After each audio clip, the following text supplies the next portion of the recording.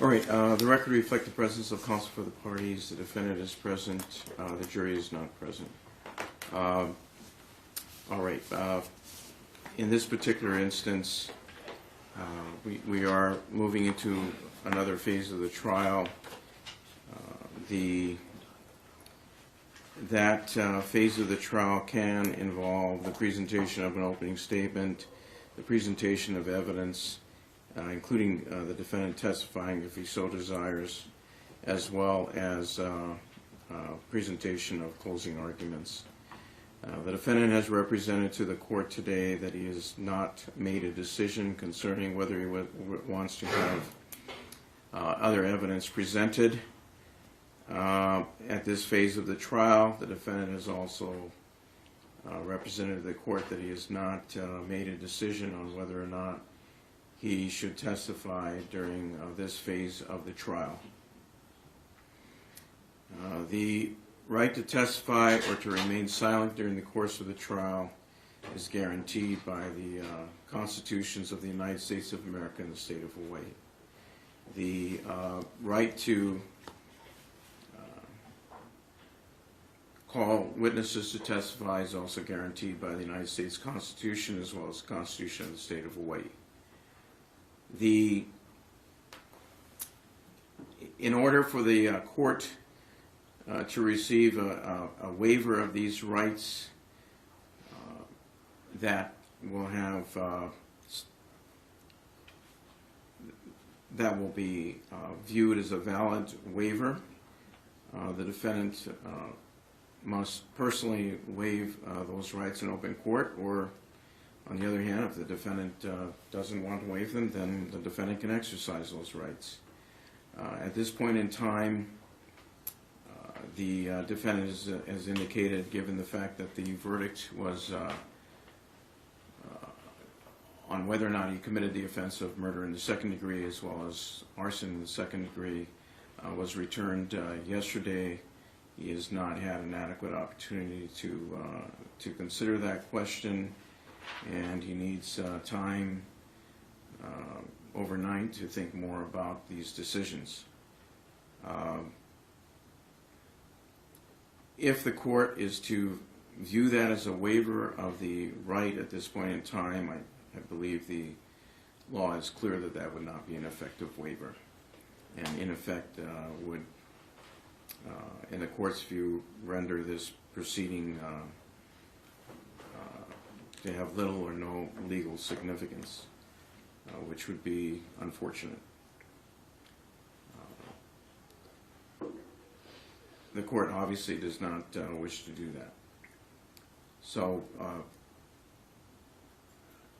with that in mind, what I'm going to do is I'm going to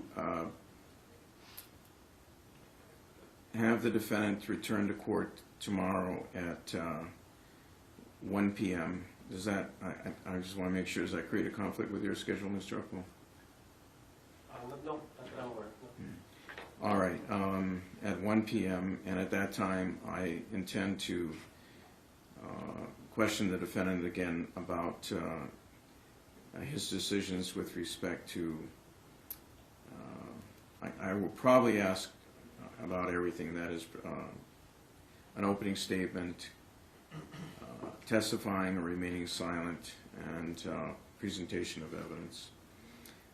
If I don't have if there isn't an effective waiver, then what we'll do is I will give the opportunity to the defense to go ahead, and if the defendant wants to testify, they can take the stand and testify if he so desires.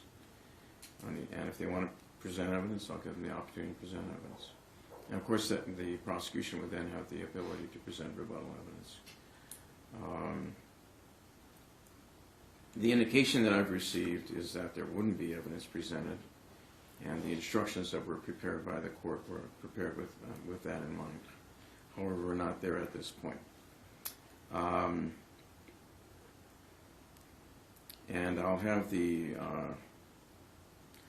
jury return on Tuesday, January 3rd, 2017 at 8:30 a.m. for this phase of trial. I can't say that it'll be closing arguments and reading of instructions because it may take another a turn, so we'll have to see what happens there. When I say another turn, I'm talking about I don't know at this point if the defendant wants to testify, and I don't know if the defendant wants to have other evidence presented. So at any rate,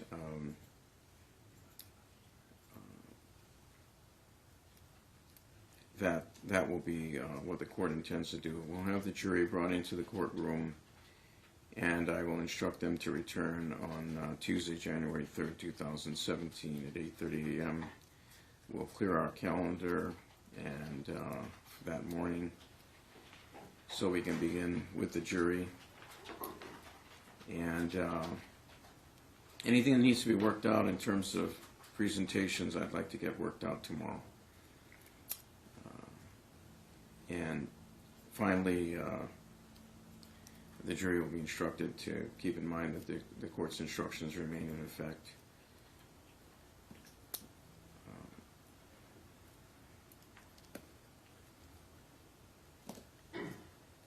And that they're not to discuss the case with anyone, nor to allow anyone to discuss the case with them. All right, Mr. Rivera, anything you want to say? There's nothing to add. All right, Mr. Akpo. I don't necessarily have anything to add. What I can put out there, though, is that if the court wishes to salvage any of today or wishes to use any of tomorrow more productively, other than just the colloquy with Mr. Capobianco, I'm prepared to go forward with the motion for judgment of acquittal as we had spoken about. So I'll leave that out. Other than that, I'm prepared to accept the court's ruling. All right, I guess, all right, thank you. Perhaps we can do that tomorrow afternoon. Yeah, all right, we'll have the jury brought into the courtroom.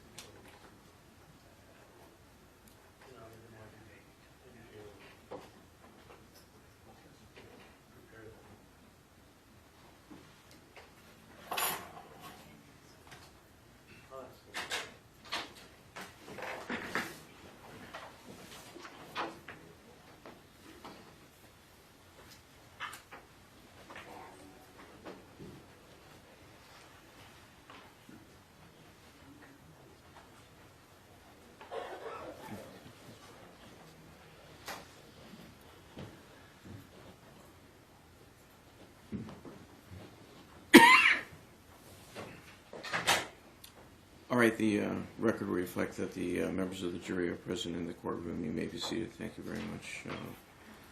All right, ladies and gentlemen of the jury, we, for reasons that I cannot discuss with you and are completely, are matters that you must not and should not consider, we are not able to complete this phase of the trial today. In terms of the estimate of the time, I believe the estimate still remains valid, but again, for reasons that are not relevant to your work in this case, we're not able to do this today. So what I'm going to do is I am going to thank you very much for your service, and I am going to and your patience today, and I'm going to instruct you to return on Tuesday, January 3rd, 2017 at 8:30 a.m. So that we can conclude this phase of the trial. Please keep in mind that the court's instructions of law relative to the cautionary instructions remain in effect, and you cannot discuss this case with anyone nor allow anyone to discuss the case with you. And all of my other instructions the cautionary instructions related to this case, including discussing this case even among yourselves remain in effect. Those instructions are extremely important and must be adhered to. So I thank you very much. I apologize for this inconvenience. And we will see you on Tuesday, January 3rd, 2017 at 8:30 a.m. Thank you.